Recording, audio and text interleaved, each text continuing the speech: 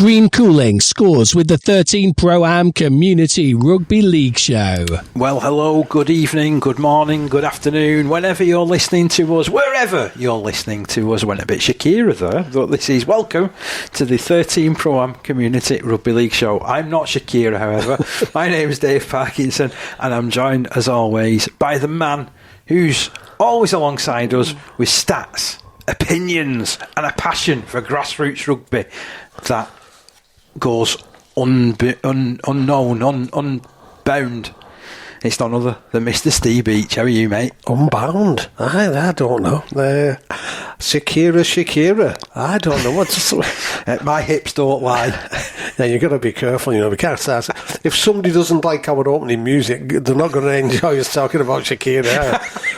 But that's enough about Jeff Owens. It's great to be back, Dave, and what a weekend it was. Drama in every single division, few shock results, and the tables are tightening up everywhere. Absolutely, we've got some cracking results to get through, plus we'll take a look at all the key fixtures coming up this coming weekend. Let's jump straight to it, shall we, and start with NCL Premier Division? Well, yeah. Well, there was one thing that was decided at the weekend, and unfortunately Leigh Miners Rangers have become the first side to be relegated from the 2025 Premier Division after defeat at York Acorn and results elsewhere which confirmed their fate. York Acorn opened the score through Callum Plant in the 8th minute and doubled their lead 5 minutes after half time when George Hunt went over, converted by Ant Chilton. It stayed 10-0 until a late burst really sealed it for Acorn. Lewis Lord touched down in the 72nd minute and Chilton goaled, and then Jordan Potter added the final try 5 minutes from the end. Miners' only response came from Noah Lancelot, but it wasn't enough to change the outcome of their season's trajectory, and they went down by 22 points to 4. So a reminder of those scores for York Acorn: tries from Callum Plant, George Hunt, Lewis Lord and Jordan Potter, and Chilton adding those 3 goals, and for Leigh Miners Rangers, Noah Lancelot with the only score. I'm saddened by this, really, because I know how hard they worked last season, and it does just show when you get, players that retire, how big that can be, and that you can't replace some players. And they lost the most experienced go forward last season, and their inspirational captain as well. And they played most of this year down on half-backs, haven't they? So it's a tough one for Leigh Miners Rangers. I hope that we see them bounce back, and no doubt they will take time to assess and recover, won't they? Yeah, and it gives them a chance to regroup and get themselves together. What they've got to do, they have got to stay together and sort of, in the next division, get their act together, and play as a Premier Division side. And there's a couple of teams in there that have gone down, which we know have tumbled down even further. And then there are teams that have gone down this season that are outside of last season, who this season are back, sort of pushing for getting back into that Premiership. And to be fair, Miners Rangers have been in this position before, where they've been relegated from the Premier Division. They've then regrouped in Division 1 and got promoted again so the season after. They know what to do, don't they? They do, but it's whether they've got the same personnel now with the ones that are missing, and then lads like when we talked to Dave Rowland, so they've got young kids that are starting to come through in those key positions, and it takes a while. It's a tough set of leagues, this, to learn your trade in. We heard from Thornhill last week, didn't we, about their transition. We know all about another one of those sides that unfortunately tumbled down the leagues in Pilks Rex, who are now starting to fight their way back. Very and it's much took them a couple of seasons, hasn't it? Even Clock Face. Yeah. They lost a lot of players, and it's taken them a good sort of 12-18 months to sort of gel together again and start to go up. So it might be where, for me, next season, maybe they even have a bit more of a modest look and think, well, if we can finish somewhere near the playoffs, that would be good enough. Yeah, because it gives you that strategy where if you are bringing youngsters through, they are then going to play into some really, which still are, even though you're going down into Division 1, arguably it's probably one of the hardest divisions to get out of, isn't it? I will always say, though, with Leigh Miners Rangers, they do always have youngsters that are coming through, but it's whether they've got the youngsters in those key positions. We've seen Isaac Hewitt over the course of this season, and I think that certainly he is one for the future around that half-back sort of position. But like I was saying, for me it'll take a couple of years, and he needs to find his voice and start leading that team. And sometimes he'll need a little bit more of an assistance, won't he? Whereas maybe in a couple of years' time, he won't need an extra voice alongside him, because he'll have all that knowledge that he's building up. That's right. Confidence of directing the team around the pitch. And this is where some of the more experienced players, they need to really help some of these youngsters, and I'm sure that they have been doing. I know it's just been a very, very tough season, but it saddened me, that one, as someone from Lee, to see Lee Miners Rangers suffer the fate of relegation. Yeah. Speaking of relegation, another team that are sort of battling against it, as it were, but had some good results of late. It's Dewsbury Moor Maroons. Well, they were up against Rochdale and Mayfield, and Mayfield surged late to sink spirited Moor and secure survival boost. Dewsbury Moor looked set for a crucial victory when they led 28 points to 12 early in the second half, but a 10-minute blitz from Rochdale and Mayfield turned the game on its head. Tries from Aidan Edinson, Ryan Crossley, Luke Adamson and a brace from Lachlan Holmes helped Moore build a strong lead, with George Woodcock landing 4 goals. But Rochdale stormed back. Devlin Long crossed in the 54th minute before Zach Baker's quick-fire double was all converted by Jack Wright, who added to early tries by Tyrone Chipchase and Jack McConaughey. Both were improved by Ewan Higgs. Mayfield held firm in a tense closing spell to leave Dewsbury still stuck in the relegation zone and dependent on a dramatic final month. Scorers for Dewsbury Moor were Aidan Edinson, Ryan Crossley, Luke Adamson and 2 for Lachlan Holmes, 4 from 5 goals for George Woodcock, and Rochdale Mayfield, Tyrone Chipchase, Jack McConaughey, Devlin Long and 2 tries for Zach Baker. Goals, 2 from Ewan Higgs and 3 for Jack Wright. Unlucky there, weren't they, Dewsbury? I mean, when you lead in 28 points to 12, you would hope you would go on and complete that result, wouldn't you? And they've been close in a number of games, Dewsbury Moor Maroons. I can imagine Rochdale Mayfield being cock a hoot with that, though. I mean, their form has been pretty patchy, hasn't it, over the course of the season?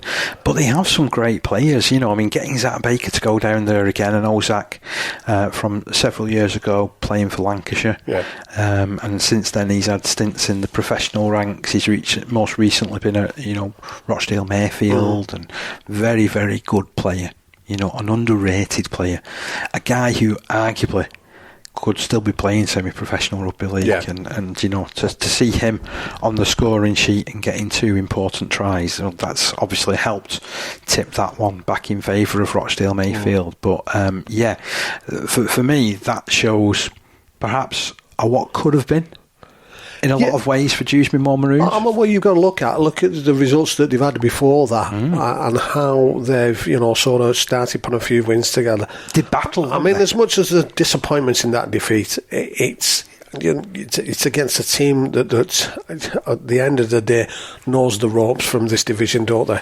And they know how to stay in the game.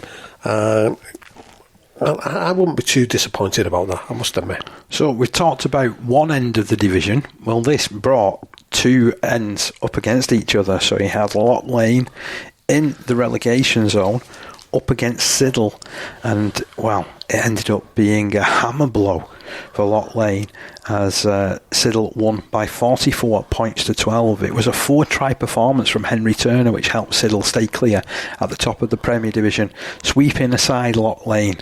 Siddal were dominant early and raced into a 28 points to 0 half-time lead. Turner scored all 4 of his tries in the opening period, and he was joined by both Freddie Walker and Connor McCallum. I'm really pleased to see Freddie Walker play, because he's not played in quite a while. And I remember seeing him in lots and lots of Siddal lineups if you go back a couple of years. Lock Lane briefly rallied with tries from Brandon Worsley and Taylor Badley, both of which were converted by Connor Jordan. But Siddal responded with further tries from Jamie Greenwood, Ethan Bush and Harvey Williams. Greenwood also added 4 goals. So in total for Lock Lane, Brandon Worsley with their try, Taylor Badley scoring their second one, Connor Jordan with 2 goals, and for Siddal there was that 4 try burst from Henry Turner and 1 each for Freddie Walker, Connor McCallum, Jamie Greenwood, Ethan Bush and Harvey Williams. Jamie Greenwood eventually got his act together with the boot, kicking 4 from 8 in a 44 points to 12 success. We've got to talk now because these relegation drums are starting to sound, and for me it's going to be a real dogfight between particularly Rochdale Mayfield and Lock Lane at the bottom of this division. Definitely. I think unfortunately, Dewsbury Moor, I think another couple of losses will see them relegated, won't it? It's going to be tough for them. I mean, it has been for a while that they've got to rely on other teams, sort of having bad results. They're on 6 points. Lock Lane, who are just above them, are on 12. So that is, they're going to have to really, really collapse. I still stand by it, though, in that early in the season, when we saw them play against Hunslet, they were pulling up trees, weren't they? And they were looking every inch like they were going to be a playoff contender. And they've had an awful second half of the season so far, haven't they? And they just can't seem to buy a win at the moment, no matter what they do, no matter the changes.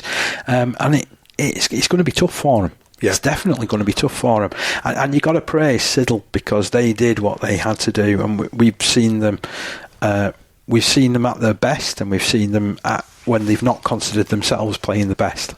And for me, that is still a real quality result, despite Lock Lane's trials and tribulations this year. Yeah, very much so. I mean, the other thing that we were on about, obviously the Rochdale game beforehand. I mean, Rochdale are only 2 points clear of Lock Lane, so like you said, they're not out of the woods by any stretch of the imagination. I think it comes down to both of those teams who can get the most results over the last few games of the season. Certainly is. Right, moving on. We're moving back up towards the top end of the table now, and Warriors edge Thriller to dent West cycle push. Well, Waterhead Warriors claimed the 4th straight win with a dramatic 20 points to 18 success at second place West Hull. Tries from Keegan Brennan and Jensen Hamilton saw the visitors storm ahead 10-0 inside 7 minutes, but West responded with converted tries from Kieran Maskey, Ben Arban and Jay Hampshire, all improved by Ryan Wilson to lead 18-10. Jensen Hamilton kept Waterhead in it, and Harrison Dodd, decisive try with 8 minutes left, converted by Finlay Rogers, sealed a famous win. Scorers for West Hull, Kieran Maskey, Ben Arban and Jay Hampshire, with Ryan Olds weighing in with 3 from 3.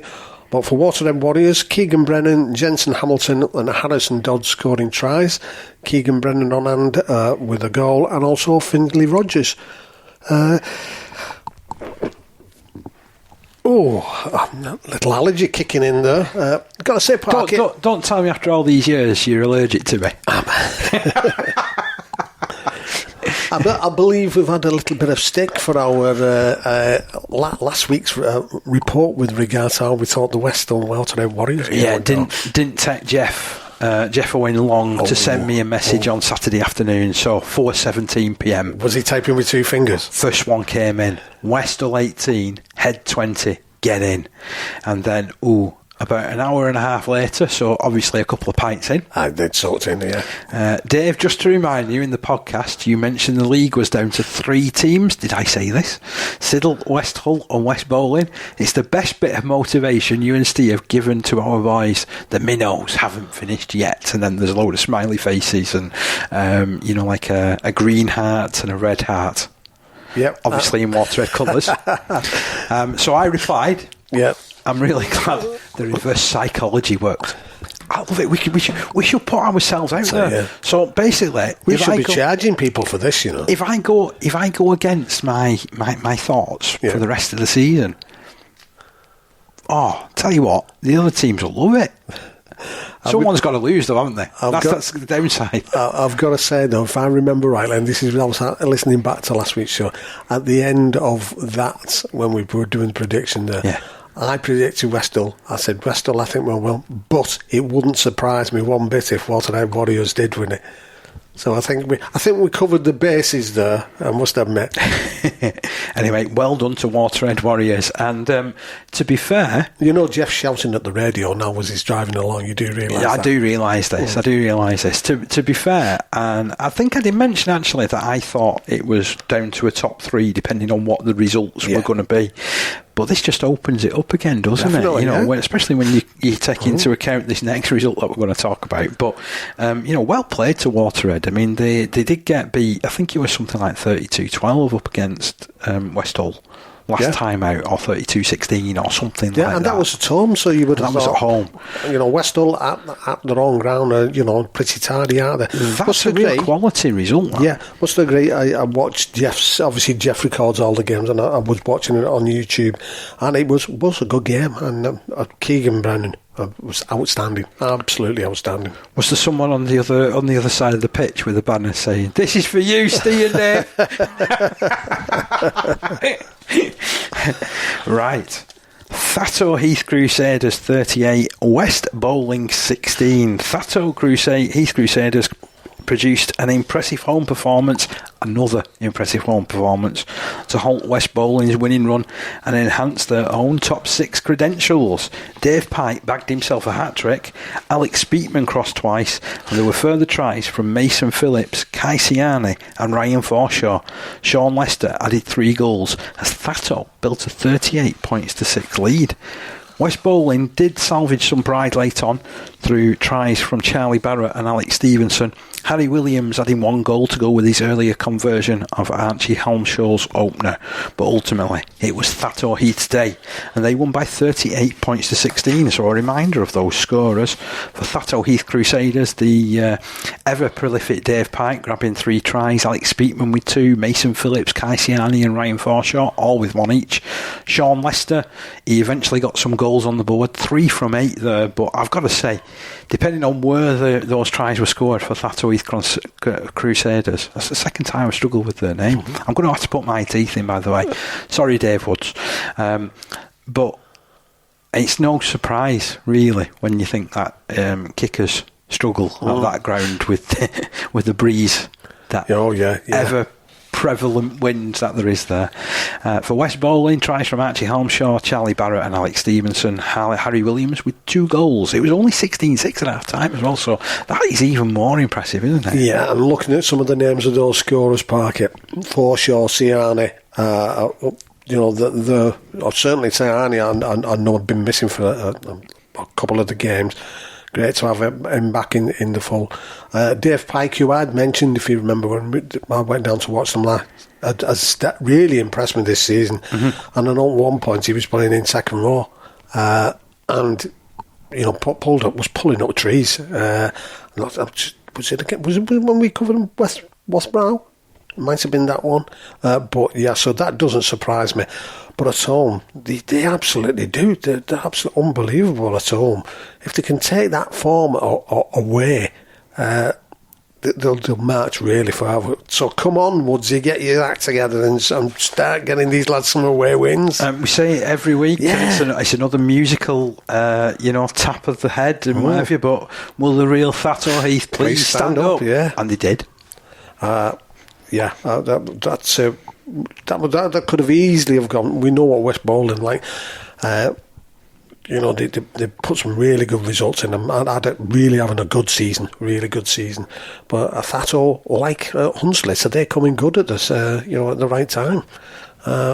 Reigning champions Hunsley earned a crucial 20 points to 18 win away at Westbrow to jump back into the top 6. They led 8-0 early through an Oliver Whiteford a try, 2 Jordan Gale goals. Dean Rooney hit back for Westbrow before half-time, and Aljo Whiteford and Tommy Cork added second half tries, both converted by Gale. The horse almost forced a comeback. Owen McCartney and Jack Megan scored late tries, but time ran out despite a strong final push. Greg Rooney and Cole Walker-Taylor added a goal each for the horse. So scores for Westbrow were Dean Rooney, Owen McCarthy and Jack Megan.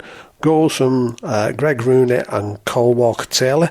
For Hunslet, it was 2 tries for Oliver Whiteford and 1 for Tommy Cork, and goals 4 from 4 for Jordan Gale. Ultimately, it's that won it, isn't it, for Hunslet? Those 4 goals out of 4 for Jordan Gale. But, they're coming good again, aren't they? I've said this a couple of times over recent weeks. You can't really bet against them when we get to this sort of end of the season and the push. Interesting to note this, and I know that Wathborough have had a bit of a mixed season themselves, but they're still well within the top 6 contention, which is... Only 1 point off it at the moment. Is an amazing feat for them, dependent on some of the teams that they've actually played over the course of the season and had people, available and what have you. Good to see Cole Walker-Taylor back at his community club. He's on dual registration from Workington. And I know over at Town he's been playing a lot this season as like a replacement 9 off the bench. And he was playing loose forward in this game. Now, if you actually see Cole Walker-Taylor, you wouldn't think that he was loose forward build, but I definitely know that he is one of these guys that you could just stick a shirt on him and say, you know what, have a go at wing, he'd do a job for you there, and it'd be a good one. Have a go at fullback, fantastic, he'd do a job for you there. Go on, have a go at prop, and I'm sure he'd even do his job there as well. So, good to see him, getting some well-needed game time. But that's a great result with Hunslet. Yeah, and that puts them on exactly the same points as Thatto Heath Crusaders, because as much as we're criticising Crusaders' form, certainly away from home, they are in 5th at the moment. So, they're in thereabouts. And Hunslet... Yeah, this on the coattails. This is the thing, isn't it? As well with regards to this, it's so close and tightly bunched between those teams that are chasing the rest of the playoffs. That 5th, 6th position, 7th position, 8th. There's not a lot of points between them, is there? Really, not at all. Not a lot of point difference between them as well. So anything can happen. Don't go anywhere in the next in the next 6 weeks. It can all happen in the Premier Division, can't it? Moving on to Division 1, and this was a huge result as far as Wigan St Jude's were concerned, up against Woolston Rovers, and St Jude's flexed their attacking muscles with a dominant 70 points to 16 win over bottom place Woolston Rovers. The hosts ran in 13 tries and barely let up, even after losing Aaron Smith to the sin bin for holding down. It was a day to remember for Connor and Harry Parkinson, who both grabbed hat-tricks, while Danny Cassidy was excellent with 2 tries and 8 goals. Jude's continued to look every bit like title contenders with a 4th straight win. Woolston did grab some consolation through tries from James Tarpey, Harry Files and Ryan Brown. Brown also kicking 2 goals, but this was their 8th successive defeat and their relegation worries deepen. So for St Jude's, a hat-trick for Connor Parkinson, a hat-trick for Harry Parkinson, 2 tries for Danny Cassidy, and 1 each for Joey Brady, James Worthington, Brogan Turner, Josh Hill and Kieran Rennox. Goal split between Danny Cassidy, who kicked 8, and Kieran Rennox, who added 1. And for Woolston, James Tarpey, Harry Files and Ryan Brown getting their name on the score sheet. Ryan Brown also adding 2 goals. Time might just be running out on Woolston's hopes of surviving in Division 1. Just looking at that, Parky, it's tough. They're on 4 points at the moment, and obviously they've got to get out of that bottom 3. And to get out of that bottom 3, they've got to surpass Wigan St Pat's, who are on 13 points. That's massive. That's massive. So how many points is that behind? Sorry, so that's 9 points, isn't it? It is, yeah. So that's basically they need 5 wins. How many games have they played? They played 15. And Pats have only played 14, so they've got a game in hand in that, to that extent, haven't they? So they'll play 22 games over the course of the season there, Steve, and there's still just about enough games to perhaps save the bacon. But we could soon be talking about them as being relegated, couldn't we? It's been a season to forget, really, as far as Woolston is concerned. Hopefully they can regroup as well. Yeah. Got to say though, from Jude's, sort of putting the points on now. They're out there at the top with 25 points, 12 wins, and just the 2 losses, and a draw. Would you believe in that as well? But moving on, Stanley, who we spoke about as being one of the dark horses, were up against Ince Rose Bridge, who have been in amongst the top two for the majority of the season. And it was a seesaw thriller in Leeds, which saw Ince Rose Bridge come from 18-0 down to snatch a dramatic win against Stanley. The horse burst out of the blocks with Thomas Flannery scoring a try, landing 3 conversions, while Jeremy Wiscombe and Conor Aveyard also added early tries. Ince slowly wrestles back control, levelling matters with 16 minutes to go after tries from Callum Rogers, Peter Valentine and Casey Shaw, and try plus 3 goals from Mason Fillingham. Flannery seemed to have won it for Stanley with a 79-minute drop goal, but Danny Dainty had the final say with the last gasp try to seal a remarkable comeback victory and a season double for the Bridge. So scorers for Stanley were Thomas Flannery, Jeremy Wiscombe and 2 for Conor Aveyard. Flannery was on hand with 3 conversions, drop goal from him as well. For Ince Rose Bridge, well, it was Mason Fillingham, Callum Rogers, Peter Valentine, Casey Shaw, Danny Dainty and Mason Fillingham was on hand with 3 goals. That is some smash and grab win, that, isn't it, for Ince Rose Bridge? It sounds like an absolute bazzer of a game, that one. 26-23. I mean, you can't get much closer than that. And the fact that Stanley hit a 79th minute drop goal, which puts them in front, and they must have been thinking at the time, wow, this is like Wakefield against Leeds. And then, no, it didn't end that way as the final try went in. I can almost see the faces on the team as that try was scored. But well played, Ince Rose Bridge. They just don't seem to let up, do they? They don't know when they're beaten. And again, I know they're chasing a little bit of Wigan St Jude's at the moment, but 2 points behind they are at the moment. Yeah, but for me, they've been a good team to watch all season. Top 2 all season, I mean, they're really, really good. Making up that top 3, however, is Heworth. Right, and this was an impressive win for them away at Alton Raiders, winning by 42 points to 10. Alton Raiders opened and closed the scoring, but in between it was all Heworth, as the York outfit ran in 8 tries to earn an emphatic win on the road and complete their double over the Raiders. After Joe Horan's early try converted by Josh Perkins, Heworth took control. Ben Barnard grabbed a double, Callum Rutland scored 1 and added 6 goals, and there were further scores from Billy Sturdy, Johnny Payne, Maddox Jeffrey, Mackenzie Skerr and Liam Jackson. Joe Littlewood then gave the Alton fans something to cheer late on, but Heworth's speed and support play proved too much across the full 80 minutes. So for Alton Raiders, those tries from Joe Horan and Joe Littlewood, 1 goal from the boot of Josh Perkins, and for Heworth, 2 tries from Ben Barnard, 1 each from Callum Rutland, Billy Sturdy, Johnny Payne, Maddox Jeffrey, Mackenzie Skerr and Liam Jackson, 6 goals from the boot of Callum Rutland. They are finding their form at the right time of the year, aren't they? They are looking every inch like they're going to be challenging these top 2 now for the rest of the season. The thing there, the beauty there is they're third with 22 points. Yes. Obviously behind Ince Rose Bridge on 23. Jude's at top on 25. But they have a game in hand. Have they? So obviously you've got to win that game in hand at the end of the day, but that really does have a spice there to that top 2, I must admit. So and we've said it. They've moved along, didn't they, under the radar, and then they sort of came on the radar. And they're above the radar now. In fact, we could be talking. Their star is bleeping on that radar now, isn't it? Yeah, it certainly is. And good on them at the end of the day. I mean, don't get me wrong, Alton Raiders, they've had a tough season, but having seen them play, they're a team who saw the efforts and energy that come from it is absolutely superb. And if I'm right in thinking, just a couple of years ago, this was a promotion playoff between both of those sides. So it kind of shows perhaps where Alton have gone in their trajectory and where Heworth are.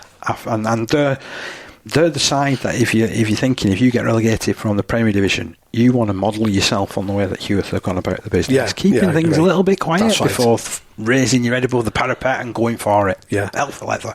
On the side of Alton Raiders, they're in a similar sort of boat to Ulster Rovers, though they've only got 4 points. So games again running short, and there's a lot, sort of on the table for them to do. They're reliant on a lot of those teams above them losing form, aren't they? Yeah, there's a lot of those in that. Certainly in that bottom three. Above them is Crossfields. I still think really for the bottom two, there's probably too many if buts and maybes now over the rest of the season. And I don't like saying that at this stage because, you know, like you were saying, there's 14, 15 games being played. There's still another 7 games remaining in the season, but you know, you're looking at it and they need to win all of them or hope that somebody has a collapse. That's right. And right, next up, we've got a mid-table battle, which was, you know, when I say mid-table, it was that 6 and 7 sort of spots. Okay. And it was Oldham St Anne's against Kells. And playoff chasing. Yeah, Oldham St Anne's gained revenge for a narrow 26-24 defeat earlier in the season and leapfrogged Kells in the standings with a crucial home win. Saints Saints looked strong throughout with Callum Fletcher scoring twice and other tries coming via Aidan Wardle, Sam Johnson, Aidy Gleeson and Connor Rose. Matt Whitehead kicked 5 goals to help seal the victory. Kells trailed 12-10 at half-time and battled hard with tries from Jack Ainley, Joe Moore, Harley Nelson and James Ennis, while Ross Gainford added 3 goals. But the second half defence's lapses cost them dearly. So scorers for Oldham St Anne's, as we said, were Fletcher with 2, Wardle, Johnson, Gleeson and Rose, and Matt Whitehead was on hand with 5 goals. Scorers for Kells were Ainley, Moore, Nelson and Ennis, and Ross Gainford was on hand with 3 goals. I like a lot of what Oldham St Anne's are doing this season. Again, they are hoping to... how many points have they now got on the board? Oldham St Anne's got 15, and it's tight again here, you see, because you've got Kells who are just below them on 14. Just below them on points difference is Egremont Rangers who are minus 60. So it just shows you still this, you know, there are teams though which are possibly flirting with relegation, but put 2 wins together and suddenly you're possibly they're in the playoffs. Exactly, yeah. This is what I love about the National Conference League divisions, because you know somebody's going to get these playoff positions, aren't they? But somebody's also going to get relegated, and this is looking like one of those leagues where anything can happen. It does, doesn't it? And you mentioned Egremont, and they got a really important win. Big win again this year. Key win in their fight for safety with a 7-try performance against fellow strugglers Wigan St Pat's. It was a tight contest early on, level at 10-all shortly after the restart, but the hosts took control in the final hour. Tries from Jaden Tyson, Kieran Glenn, James Messenger, Fraser McNee and Pat Wells saw Egremont ease away. Disciplinary issues also affected the visitors, as Matt Ellis was sent off for allegedly punching. Egremont's Matty Boucher was also yellow carded for retaliation, and Kieran Glenn also saw yellow for use of the forearm. Sounded like a lively game this, didn't it? Earlier on, Lachlan McDowell and Ryan Horton had opened the scoring for Egremont, while Jonah Taylor and Lance Wright had crossed for Pats, Jack Sprout converting one of the visitors' tries. But ultimately, a really good win this. Egremont Rangers 34, Wigan St Pat's 10, and it seems like whoever was closest to the ball had a shot at trying to hit the goals as well. So the tries were Lachlan McDowell, Ryan Horton, Jaden Tyson, Key Glenn, James Messenger, Fraser McNee and Pat Wells for Egremont Rangers. Goal split between Matty Boucher, 1 goal. Christian Tyson, 1 goal.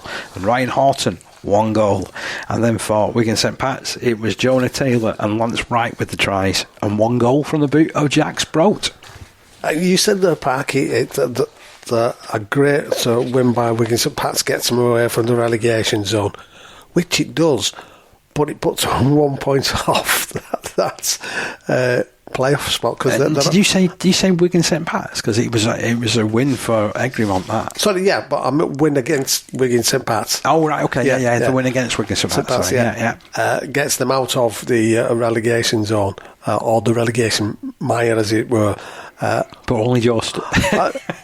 It does only just, but then again, if they only 1 point away now from being in the playoffs, because they're 14 and Oldham St Anne's are in 6th, are on 15. So it's just absolutely crazy, isn't it? It's really, really interesting.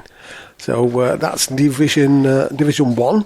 Moving on to the Division 2. We caught up with Skirler, and they were up against Ellenborough Rangers. And this relegation scrap heated up as Skirler boosted their survival hopes with a strong second half performance to beat fellow strugglers Ellenborough Rangers. Ellenborough started brightly, taking the lead through a Niall Gray, converted by Brett Stevenson. But Skirler hit back before the break with tries from Josh Atkinson and Scott Mountain to edge 10 points to 8 ahead.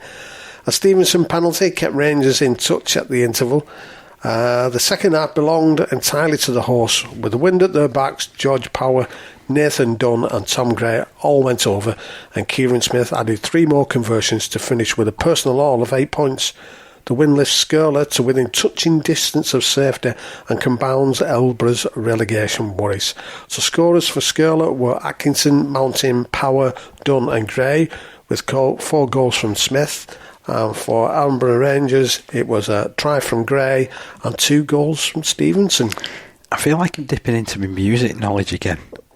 Because I've gone through that, and you mentioned Scott Mountain. I can move any mountain. I can move back. He's actually dancing here. It's a good job this is radio. That was the Shaman, wasn't it, back in the 90s? And I tell you what, there's some voodoo stuff going on at Skirler. They're climbing this division now, but I'm here for it, to be fair.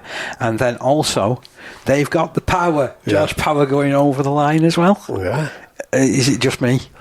It's just you, I'm sorry. I'm sorry. Yeah, but that's a great result that for Skirler. I had high hopes of Ellenborough Rangers because they had that really good result last week, didn't they? Where they won by 12 points to 6. But ultimately, backing it up in this division is difficult. Yeah. And that's what you've got to do, isn't it? Be able to put string, when we said it time and time again, if you can string 2 or 3 results together, it swings everything. Now, we spoke to Sam Ratcliffe last week from Thornhill Trojans. I spoke with him at some length actually about moving forward, and they knew that they were in a relegation scrap. He was telling me they were up against Driglington this week and they needed the win, and they turned up the heat on Driglington in their fight to avoid the drop with an impressive home win. A blistering opening saw the Trojans raced into a 12-0 lead, but Drig fought back through converted tries from Liam Wright and Steve Walton, which made it 16-12 at one point. Thornhill weren't to be denied, however, though, and sealed the game with 6 tries in total, including doubles for both Ryan Mitchell and Callum Gamble. Further tries came from Zach Hay and Bailey Lee, plus Sam Ratcliffe's 5 goals, and that ensured Driglington's losing run extended to 5 matches, while the Trojans pulled level with them in the league on points. So, for Thornhill Trojans, there was 2 tries from Ryan Mitchell, 2 tries from Callum Gamble, 1 each for Zach Hay and Bailey Lee, Sam Ratcliffe adding those 5 goals. And for Driglington, Liam Wright, Steve Walton and Lucas Hallis were the try scorers, Mike Sanderson hitting 3 goals. But ultimately, it was Thornhill Trojans who won the day, 34 points to 18. That's an impressive home win, that.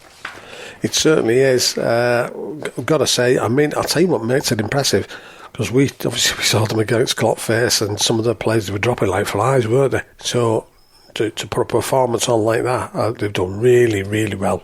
Really well. Moving on, Pilks Rex, as we were talking about earlier on, have started to string things together and put in really fine form at the moment. They were up against Hull Dockers, and they made it 4 wins in a row and strengthened their promotion push with a commanding victory over the depleted Hull Dockers side. Rex dominated from the outset, racing to a big lead with Callum Derrick and Aidan Jones, both bagging a brace. Further tries came from Ian Mather, Ben O'Donnell and Elliot Martin, with Kieran Napper adding 4 goals in a clinical despair. Dockers, who travelled with only 16 men, got a late consolation when Finn Toomey touched down and Ollie Agar converted, but the season continues to unravel at the wrong end of the table. Scorers for Pilks were 2 for Callum Derrick, 2 for Aidan Jones, Ian Mather, Ben O'Donnell and Elliot Martin were also on hand, and Kieran Napper great with the boot with 4 goals. Old Dockers, it was Finn Toomey with a try and Ollie Agar adding the goal. Pilks Rex, I tell you, doing doing the business, aren't they? It's a big push there, isn't it? Yeah, pouring on again, heading towards this time of the league, and it's going to be really interesting how it finishes this. We are talking at that point, though, about how long it's going to be before East Leeds grab the title. Yeah. So I think that they could get it as early as next week, to be honest. I was looking at it, and I thought something around that sort of mark. Yeah, and they were facing off against Hensingham this week, and it was an impressive effort from Hensingham. Do you remember last week? We said if we got within 20 points, didn't we? That was it. Jokingly, we said that it's a battle for see who doesn't get beaten by, who gets beaten by the least. Yeah. Hensingham doing a tremendous job. It ended up being East Leeds 36, Hensingham 16. Unbeaten East Leeds continuing their almost unstoppable march towards the Division 2 title with another comprehensive win, this time over a plucky but undermanned Hensingham, who travelled with just 16 players. The visitors scored through Matt Williams and stayed in the contest with tries from Ben Pierce and Fletcher Holgate, with Kieran Muse landing 2 goals. But the class of East ultimately shone through.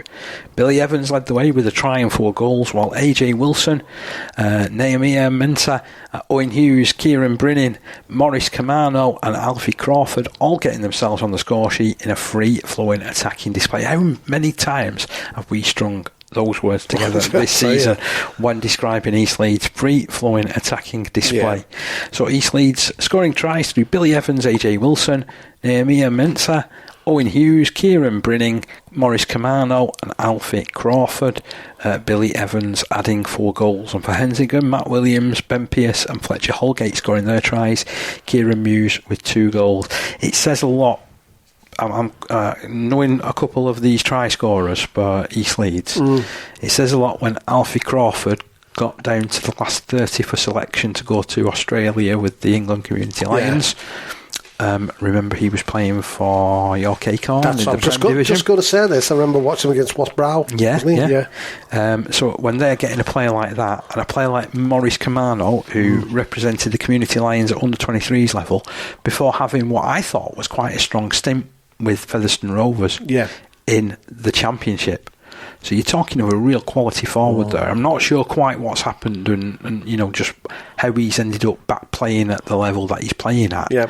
But those are 2 real quality players that East Leeds have, and it's probably 2 that we haven't mentioned. We mentioned a lot of others over the course of the season, don't we? Because they score a lot of points, and we mention try scorers every week. I mean, we must be on a retainer for how many times we mention AJ Wilson, mustn't we? Because he's always scoring, he's AJ. But, I just wanted to sort of perhaps shine the light in a slightly different direction for East Leeds. And Hensingham, what a quality effort that is as well. Matty Williams, Ben Pierce and Fletcher Holgate all going in for tries. 2 goals from the boot of Kieran Muse. And, I'll always watch the progress of Fletcher Holgate as well, who is a tremendous player in his own right, and we know, the young players that club is producing with what is great regularity, and to be fair, again, this is kind of what you're hoping any team struggling, they end up with a really good group of young players coming through, which will set the first team up for years. That's right, yeah. So it's good to see. Yeah, and it's a strange scenario, isn't it, playing East Leeds? Because you think, they've got beaten this week. But when you look, everybody else who's above them has got beaten by East Leeds. So, to a certain extent, it's not that bad. It's a free hit, really, isn't it, to be fair? Yeah. So they're on 20 points. They sit in 5th at the moment. Above them is Clock Face Miners, who are on 22. Above them is Pilks Rex, who are on 23. And then Dewsbury Celtic, who are on 24. And it's got to be said, that there's between those 1, 2, 3, 4 teams. Normanton Knights are in 6th, but I think them four teams are the ones who are going to jostle for those higher positions, come from the playoffs and getting home advantage, etc. And obviously getting up automatically too. But it's got to be said that it's Hensingham, sort of from when we saw them way back when, they're really sticking in there, like you said. So moving on to other teams who are in and around In those areas, we've got Normanton Knights, and well, they were up against Clock Face Miners, who obviously we commentated on the week before, and there was late drama at Normanton as the Knights were pegged back by Clock Face Miners, with the game finishing all square after a fiery encounter. Has that been used quite a few times this season for Clock Face games? Well, I think for a lot of games that we've sort of seemed to have mentioned, not just Clock Face games, but yeah. The hosts took charge early, building a 20 points to 10 lead through tries from Mark Poppleton, Elliot Davey and Jacob Crossland, and Tim Robinson with Charlie Barker converting 2. Clock it back though with Jake Boardman and Oscar Arban, with Nathan Benson converting once. A turning point came 9 minutes from time when Thomas Jordan was sent off for allegedly gouging, with the extra man, Ben Daniels, dive over the corner with 4 minutes left. Benson's tough touchline conversion drifted wide and both sides had to settle for a share of the spoils. Scorers for Normanton Knights were Poppleton, Davey, Crossland and Robinson, 2 goals from Barker. For Clockface Miners it was Boardman, Hardman, McCartan and Daniels, and Benson was on hand with 2 goals. And we've got quite an interesting story to bring you now. So the big game which we anticipated between Dewsbury Celtic and Barrow Island did not take place at the weekend. It was postponed due to a breakout of impetigo amongst Barrow Island players. 8 players were reportedly effective, and the club has moved quickly to prevent the spread by placing the squad on antibiotics. Now, I know you probably know a little bit about this due to your medical background, but this sounds like an illness from like the 1500s or something. So I've gone on the place where everybody goes to now, you know. So I've asked Dr. ChatGPT. Yeah. Okay. And I've asked it to explain it to me because I need stuff put in fairly basic language. So I've gone, explain impetigo as if I'm a 10-year-old. And this is said, impetigo... It's not said as if.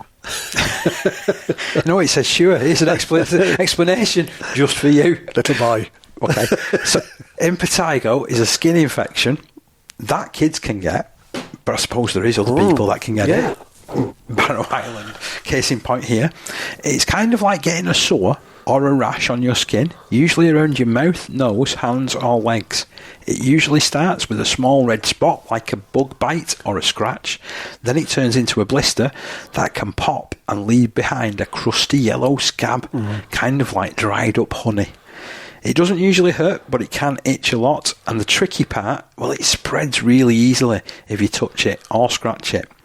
Doctors can give out creams or medicines to make it go away, and it's important to wash hands a lot, not to share towels, and keep the sore covered so that it doesn't spread to other people.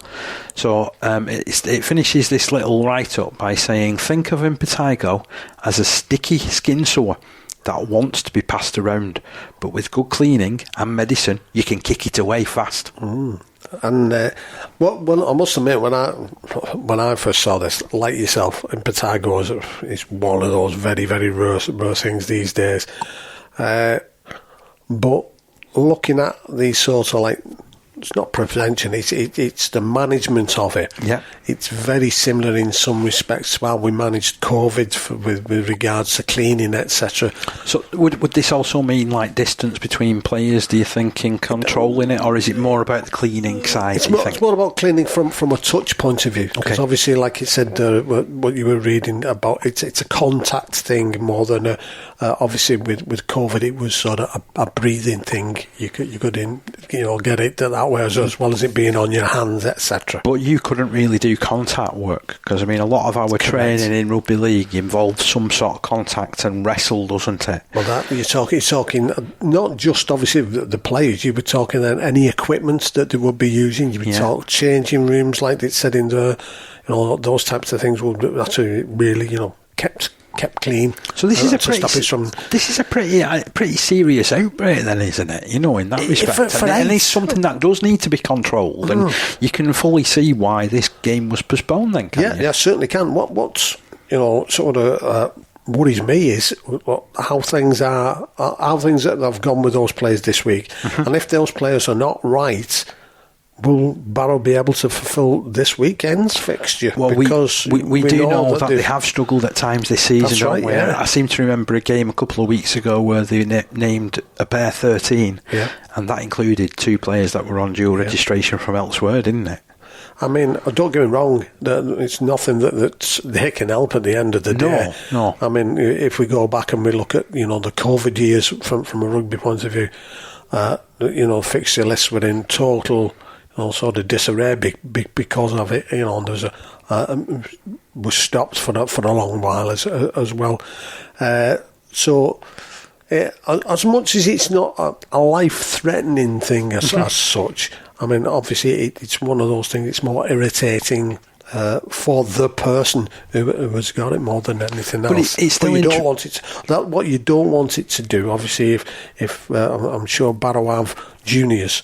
Is that you don't want youngsters to get it, because obviously they're not going to... It could spread like wildfire then, couldn't it, to be fair? Yeah, because it's a contact thing where it can if proper sort of cleansing is not in place, then it can be irritating. And obviously with youngsters, they have not got as much resistance to things as us older folk have. So I will follow this up by saying I'm sure that Barrow Island have taken all precautions it sounds like and it sounds like they have done in sort of separating players and issuing antibiotics and medicines and creams and whatever else is needed. How,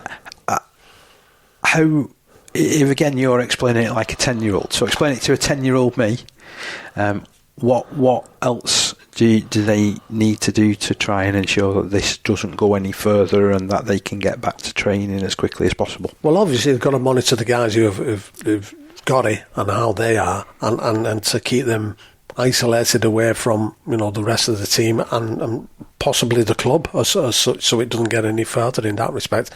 How long it takes to rectify, I couldn't tell you on that, but obviously by the sounds of things they've got them on antibiotics, which is obviously the right thing to do. They've got them on it straight away. So it's just so interesting, and when I saw it, I thought I just couldn't believe it. I must admit. So that is Dr. Beech at his level best. It's giving you medical stuff as well. You didn't think we'd be talking about a medical issue, did you? I know there are people shouting at the radio as I'm speaking. But that's normal. Yeah. That's normal, and I get it every week. That, to be fair.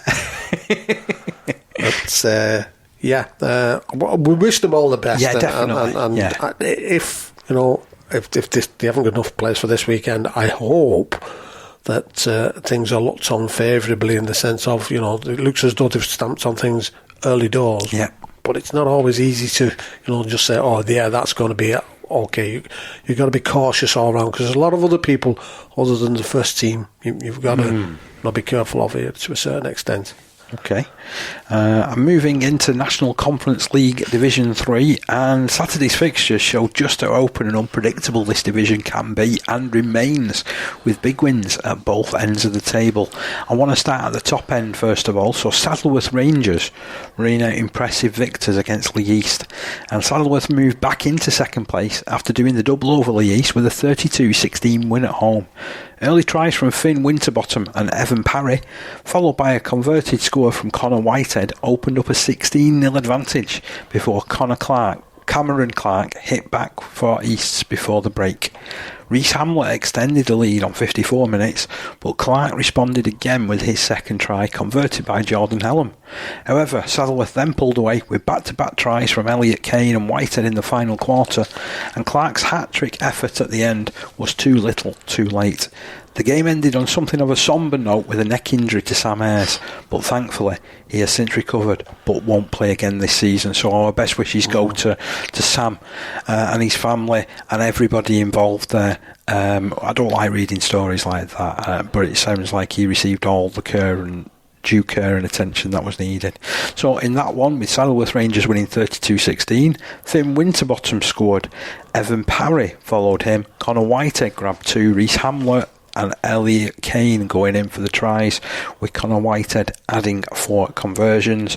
And for Leeds, Cameron Clark hitting a hat-trick there, and Jordan Hellam adding 2 goals. And Saddleworth Rangers basically doubling the half-time advantage because they led by 16-4 at half-time. And moving on, Millom, well, they were up against Bentley, which is going to be a tough match. We mentioned last week because Bentley in good form this season. Well, struggling Millom produced a stunning result at home, downing leaders Bentley 34 points to 16 after surging to a 22 points to 0 lead. Say that again, Steve. Surging 22 points to 0. Wow.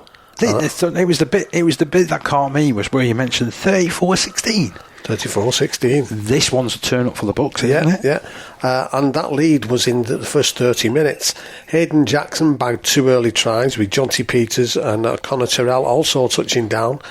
Bentley responded with second half scores from Jack Craswell and Jordan Middleton, but Millom kept their foot on the gas. Rio Walker crossed between those Bentley tries, and Jude Lupton added another late on. Even with Andrew Dawson-Simbind, the wholesale firmed, and a consolation try and goal for Kieran Lewis. Despite a consolation try and goal for Kieran Lewis. Scorers for Millom: 2 for Jackson, Peters, Tyrrell, Walker and Lupton. And goals came from Postlethwaite, who kicked 5 from 6. For Bentley, it was Craswell, Middleton and Lewis. And Lewis was on hand with 2 goals from 3 attempts. That is a superb victory, that, for Millom. 22-0 at half-time. That is a absolute, really, really good result, that, for Millom. I'm delighted for him, because I know that they worked really hard.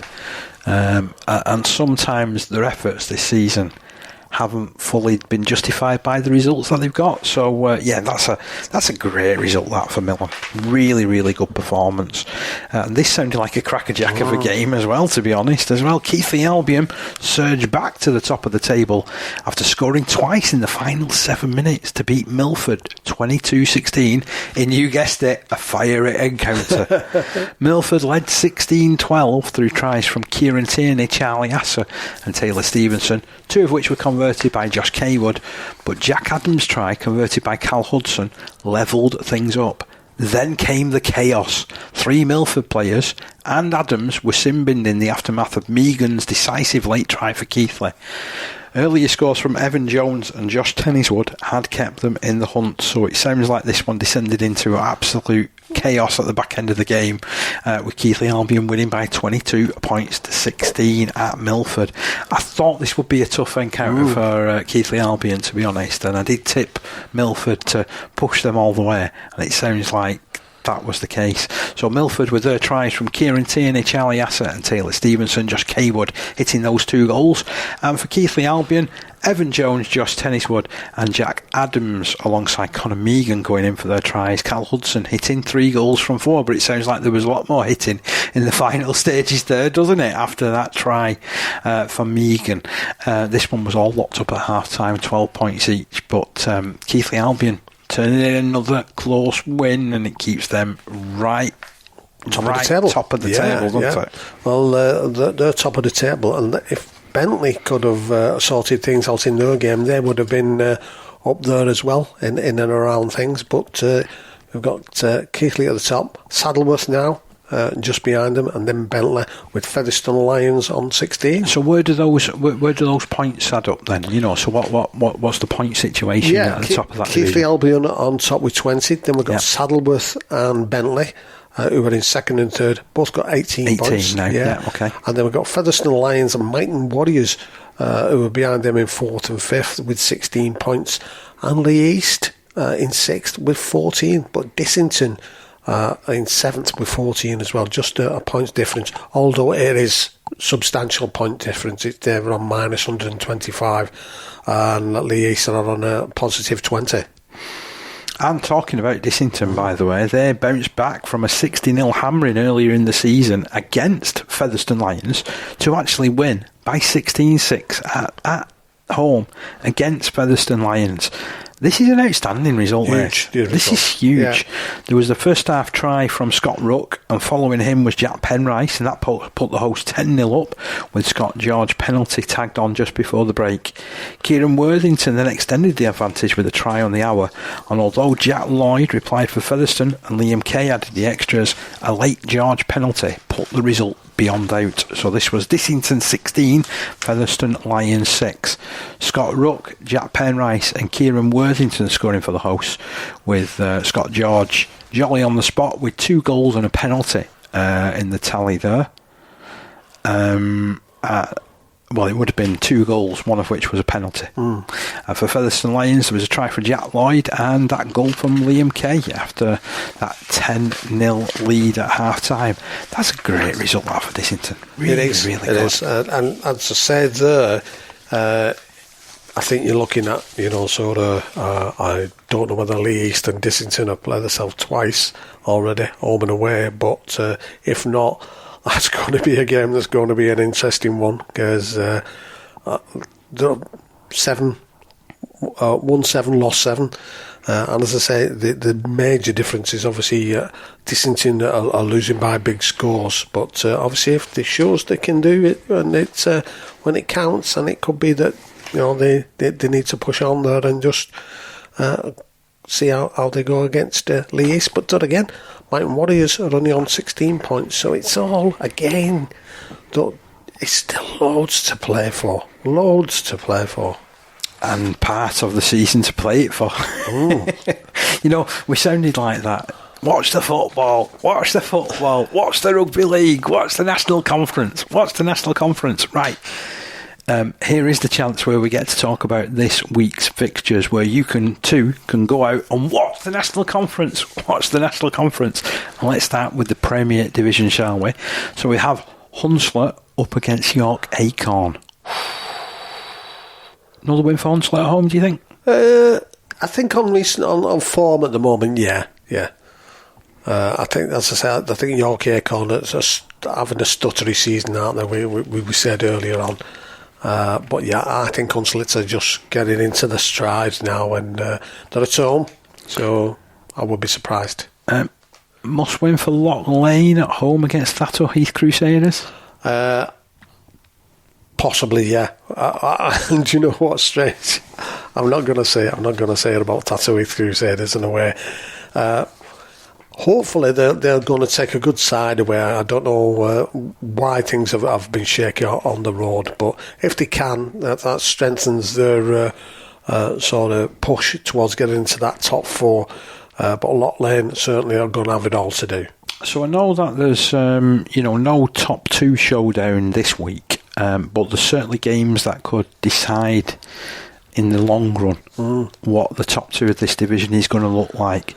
We've got the first one of those, Rochdale Mayfield at home to West Hull. Now Rochdale Mayfield also need a win, don't they? And West Hull, you'd think they'd be smart enough to lose into Waterhead last week. Yeah, certainly. That's going to be an interesting game, isn't it? Mayfield, as I said, they know how to win in some of these matches, don't they? So it could go either way, this one. Could go either way. But you're right.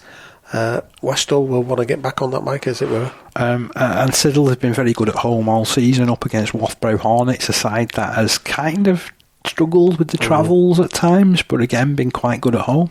Yeah, I can't see it further than Siddal off of that one myself. Now, we already know that Lee Miners Rangers visit Waterhead with relegation looming. Surely they need a miracle. Can they upset Waterhead? Not at all. Not even away they'd struggle, and which is a shame actually, because we've seen these two teams play. Remember that Challenge Cup game? I'll tell you, it was a stunner, that one. Yeah, and they've really put on a show. But I'm sure Miners will, they won't lie down. But Waterhead Warriors are on fire at the moment. And I don't want to give Waterhead Warriors any more motivation. Jeff, you're not putting that one up on the on the dressing room door this time round. Lee Miners Rangers, aren't they? No, we know what it's like though. At home they're a very, very good side. Away they're not a bad side at all, but at home they are. Sort of got a good crowd there, got a great setup. It's going to be tough for Lee Miners, But, stranger things have happened, haven't they? West Bowling are at home against Dewsbury Moor Maroons this week, and Dewsbury Moor have just the 3 wins all season, and they face this West Bowling side that is still in the chase and still in the hunt for a top 2 finish. Surely you've got to go with the host in this one. Yeah. Even away from home, it would still been difficult for Dewsbury Moor Maroons. I think at West Bowling, I said it's an even more difficult task. Looking at these Division 1 fixtures now, and we've got Crossfields at home to Oldham St Anne's. Difficult encounter this for Crossfields, for me. It is. Crossfields obviously never had a game this week, did they? So whether that will stand them in good stead, I don't know. At home, they've not been too bad of late. But even so, Oldham St Anne's, they're sitting in 6th position at the moment on 15 points. But Crossfields need the points more. And this next one, you'd be looking at it, and if we were texting each other on this, or it was in our WhatsApp group, there'd be a little chef's kiss next to this one. Heworth against Ince Rosebridge. Don't get much bigger in the division than these two, does it? Got to say, if this was the other way around, if it was at Ince Rosebridge, this is probably the match I would be going to have a look at. Well, Ince won last time out against Heworth by 24-16, so the question will be, can they do it in York on a Saturday afternoon? Yeah, it's going to be a good match. Couldn't call that one either way, but one thing is there could be a role reversal in positions in the league if Heworth can take the points, which is very significant. It could be with the games running out, like we're saying. This one also looks like a really good game coming up as well. Kells at home against Wigan St Jude's. Kells a totally different beast at home. Wigan St Jude's tricky away trip, this one. It is, but I think they're riding high at the moment. Wigan St Jude's. I think a bit closer than what you think it might be, but I think Wigan St Jude's will edge this one. And then we have Shawcross Sharks up against Stanley. This is 2 of the other top 6 contenders that we've not really spoken about. Yep. Certainly not this week. Both on the same points at the moment, both on 18 points. So it's an important one for both teams. I think Stanley will be looking to try and bounce back from that defeat they suffered last week. It's going to be difficult. I'm going to take Stanley to edge this one. Do you fancy Ulton Raiders to come away with anything at Wigan St Pat's then? Because that's the next game. Again, that's another one that could go anywhere. Because Wigan St Pat's form at the moment has just dropped off a cliff, hasn't it? I mean, from beginning of the season, we saw them, and they looked a team that was going to be, along with the other 2 Wigan sides, really the ones who were going to be pushing right at the top. But it's tumbled a little bit. Ulton Raiders. It's whether they can find, the sort of energy which they had when they played Ince. If they can fetch that energy to the game, I think they could possibly turn over Wigan St Pat's. But to be honest, I think Pats will just edge it. And finally, in Division 1, we know Egremont Rangers have struggled away from home, but they're going to relegation-threatened Woolston Rovers. This is their real chance to step up and get an away victory, isn't it? Yeah, I think Egremont will win this one. I've got to say, Woolston, they do put the effort in. I saw them against Crossfields on an absolutely blistering day. They came away with a loss, but the effort was unbelievable.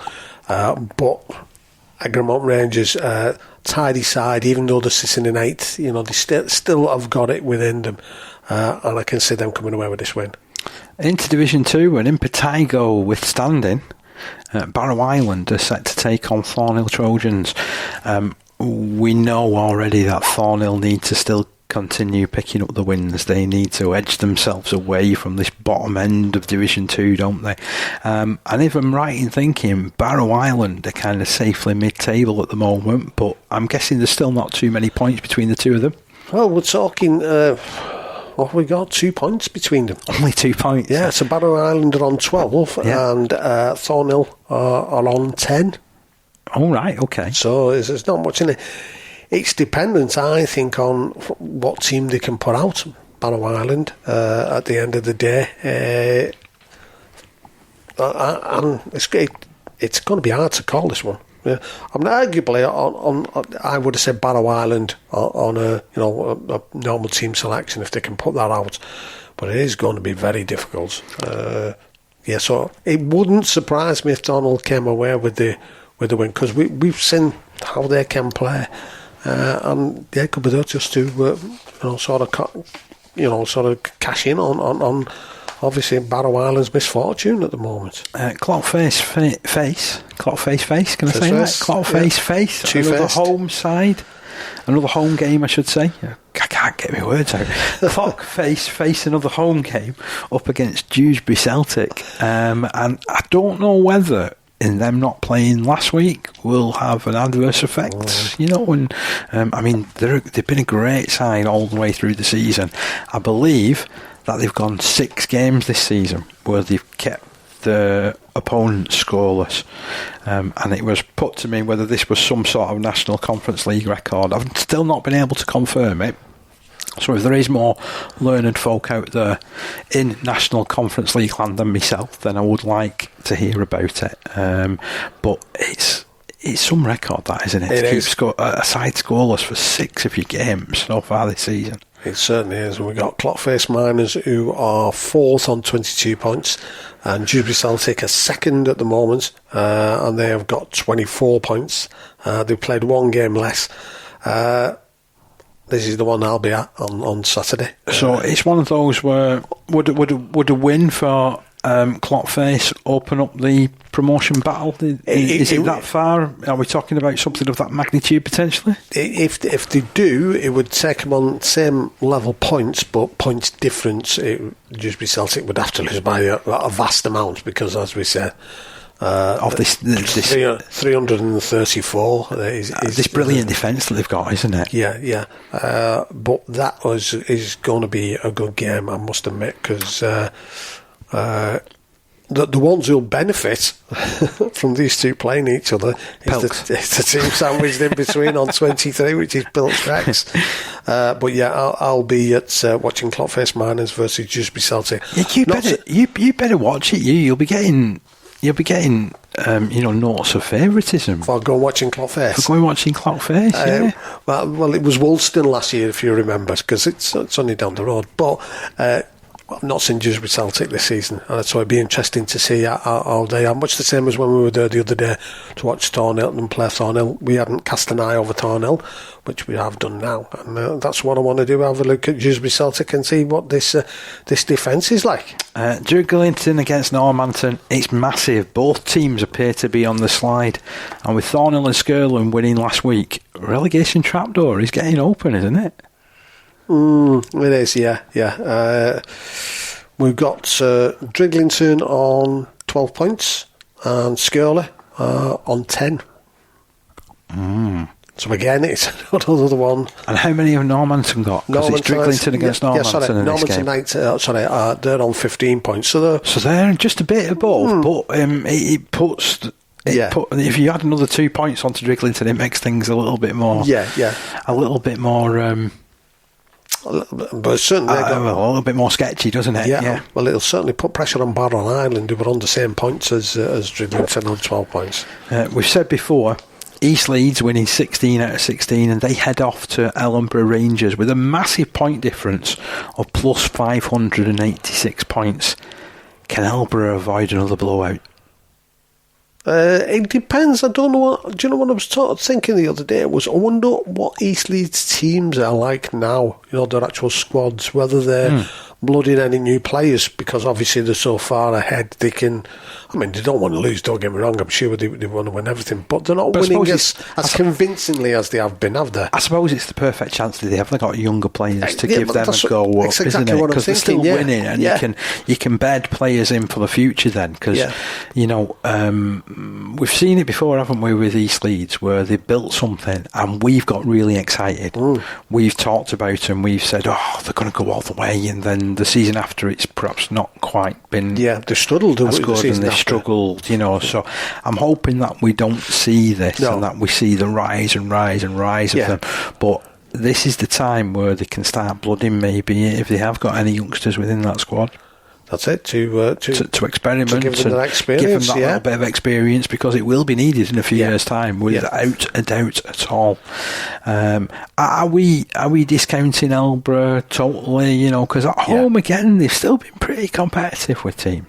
If it were against any other side, I would have said there is that chance, but East Leeds are that good, and that's nothing derogatory towards Ellenborough. East Leeds have done exactly the same to everybody else. As I say, of late, over the last 2 or 3 games, they've not as been prolific as they are, like they have at the beginning of the season. Where I think they had. Did they have 3 games on the trot? Where it was they got like 70 odd points. Yeah, I think that's tempered a bit at the moment, but I think it'll still be a tough game for Ellenborough, and they're going to find it very difficult. So I can't see them getting the result there. 2 more games to have a quick look at in Division 2 this coming weekend. So we've got Hensingham hosting Pilkington Rex. Difficult trip this for Pilks for me. And this will be a real test of the mettle, as far as I'm concerned.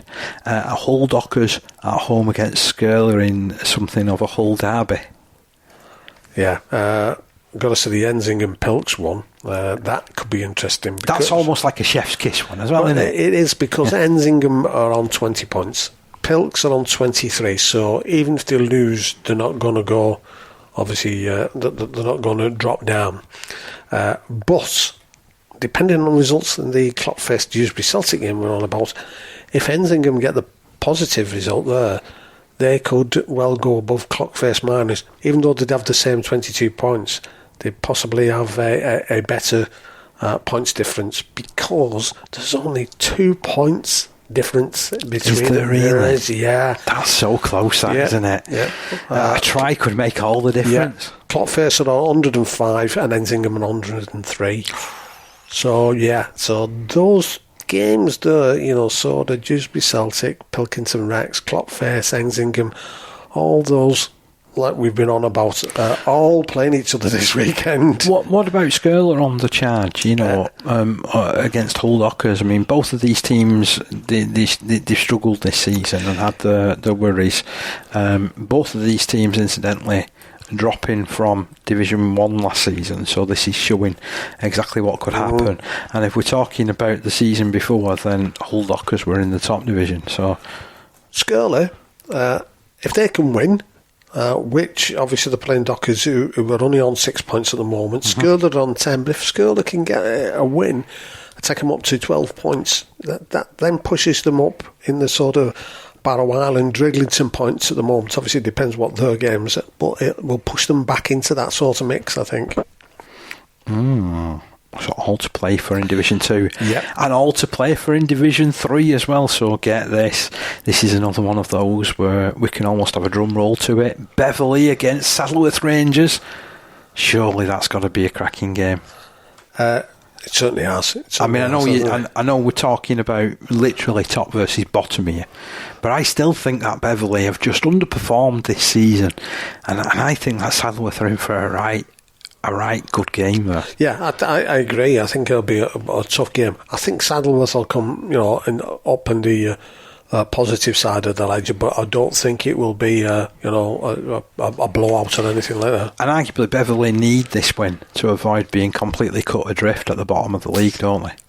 They do, but they need this win and a life raft, I think, to be honest, because they're only on 4 points.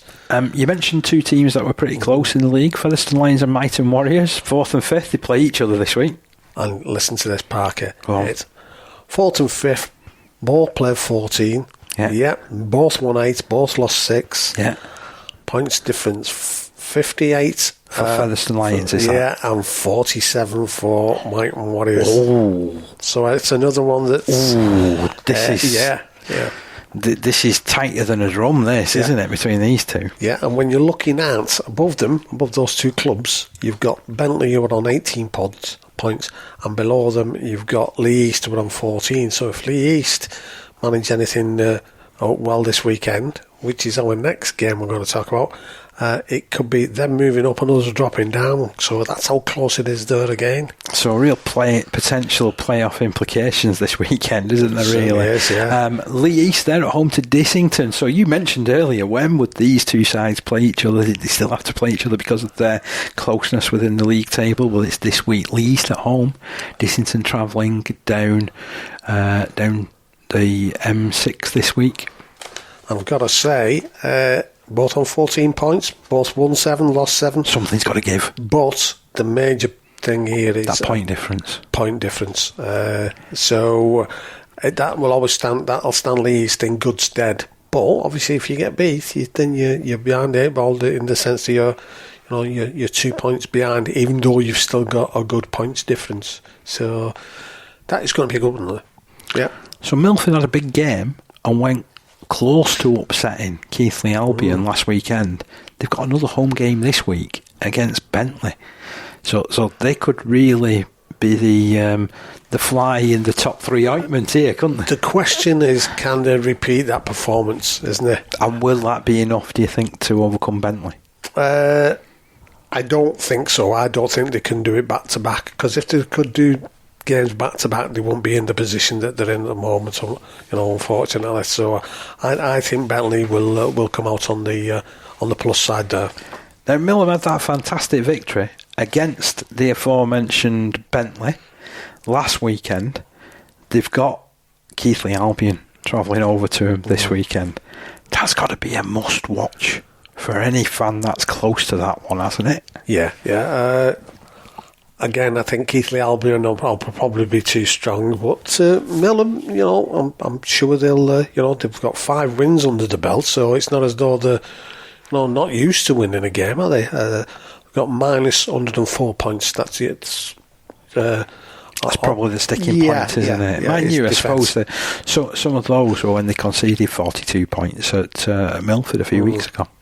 So they're on 9 and they're on level with Milford on 10 points. But it will be a tough one. But I see Keighley Albion coming away with that one, because they're certainly one of the teams who are in form at the moment.